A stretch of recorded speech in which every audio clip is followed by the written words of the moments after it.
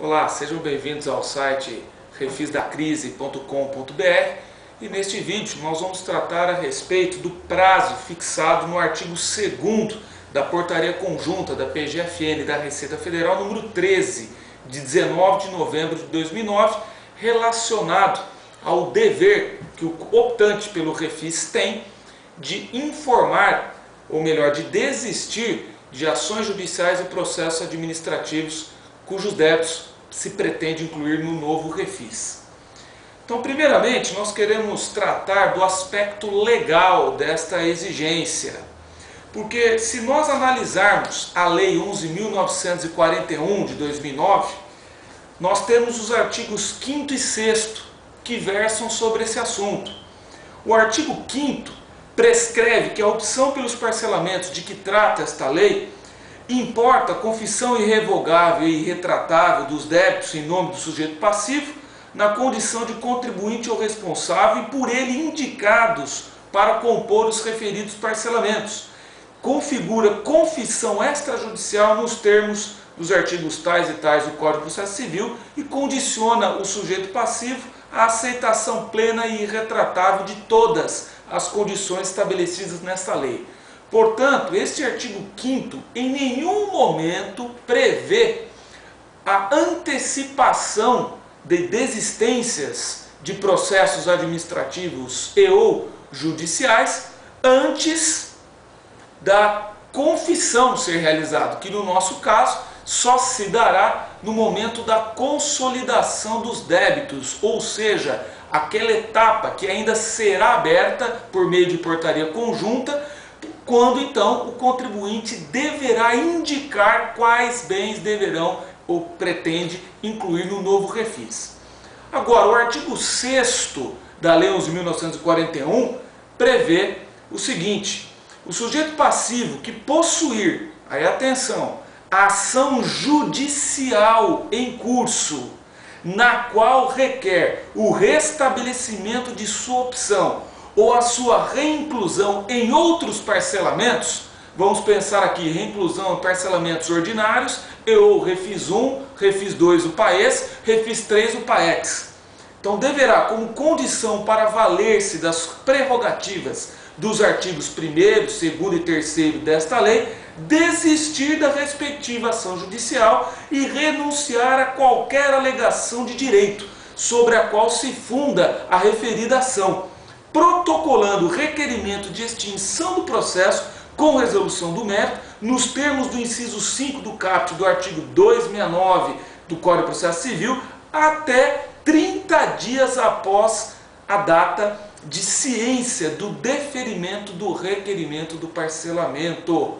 Então vejamos aqui, nos termos do artigo 6º, a lei prevê prazo de 30 dias ou até 30 dias após a ciência do deferimento do requerimento do parcelamento. Só para este caso, que eu vou repetir, caso de ação judicial interposta para restabelecimento de opção ou reinclusão em outros parcelamentos. A lei, portanto, é omissa no tocante a processos administrativos e processos judiciais cujo mérito discuta a natureza do débito, a validade do débito. Então isso é o que está na lei, Lei 11.941. No entanto, nós temos, até antes, na própria lei, no artigo 10 da lei, que fala sobre os depósitos judiciais, também é omissa quanto a qualquer prazo. Então a lei não fixou prazo algum. No entanto, a Procuradoria-Geral da Fazenda Nacional e a Receita Federal, desde a Portaria Conjunta número 6, que dispõe genericamente sobre o refis, mais especificamente lá no seu artigo 13, foi além do que a lei previu, na medida em que antecipou o prazo para essas desistências. Então, no artigo 13, na sua redação original, o caput do artigo 13 previu o prazo de até 30 dias após a ciência do deferimento para que os contribuintes optantes pelo novo refis desistissem expressamente da impugnação ou do recurso administrativo ou da ação judicial proposta. Então esse é o que dispõe ou dispunha o artigo 13 caput da portaria 6 do Refis. Por que eu estou falando dispunha? Porque houve uma alteração nesse artigo 13 através da portaria conjunta número 13. Então o artigo 13 da portaria 6 foi alterada pelo artigo 2º da portaria número 13, que dispõe o seguinte, artigo 2º, os prazos para desistência de impugnação ou recurso administrativos ou de ação judicial de que tratam o caput do artigo 13 ou o parágrafo E ou o parágrafo 4º do artigo 32 da portaria conjunta número 6 ficam prorrogados para 28 de fevereiro de 2010. Pronto, estamos diante de uma dificuldade, porque 28 de fevereiro de 2010 cai num domingo. Como é que fica então?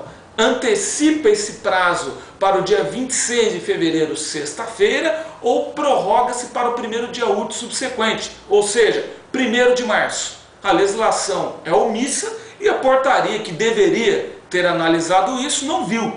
Fixar um prazo que cai exatamente no domingo. Como você vai protocolar um pedido de desistência na Receita Federal ou na Procuradoria, no Conselho Administrativo de Recursos Fiscais, ou pior ainda, no Poder Judiciário num domingo? Não tem como fazer isso. Então, no nosso entender, com força no artigo 210, parágrafo único do Código Tributário Nacional, combinado com o artigo 184, parágrafo 2º do CPC, nós entendemos que esse prazo deve ser prorrogado para 1º de março de 2010. Parágrafo único do artigo 210 CTN. Os prazos só se iniciam ou vencem em dia de expediente normal na repartição em que corra o processo ou deva ser praticado o ato. Então deixa bem claro que um prazo não pode vencer num dia que não seja de expediente normal. Isso é claríssimo no texto. Agora, o texto não é suficientemente claro para dizer se há uma antecipação, uma prorrogação. Desta forma, até mesmo se valendo da analogia que é admitida em matéria tributária, isso está lá no Código Tributário Nacional ainda, no artigo 108, inciso 1 do CTN, podemos e devemos aplicar o 184, parágrafo 2º do CPC, que fala expressamente que prorroga para o dia útil imediatamente subsequente. Então, nós entendemos que o prazo não vencerá no dia 29 de fevereiro, mas sim no dia 1º de março de 2010. Agora fica a dúvida. Qual o posicionamento da Receita Federal? Qual o posicionamento da Procuradoria da Fazenda Nacional? Não sei. Não sabemos, porque até norma em contrário, ou uma norma posterior que esclareça, o prazo é dia 28 de fevereiro. Então, com base aí nesses dispositivos do CTN e do CPC, nós entendemos que esse prazo só vencerá no dia 1º de março de 2010.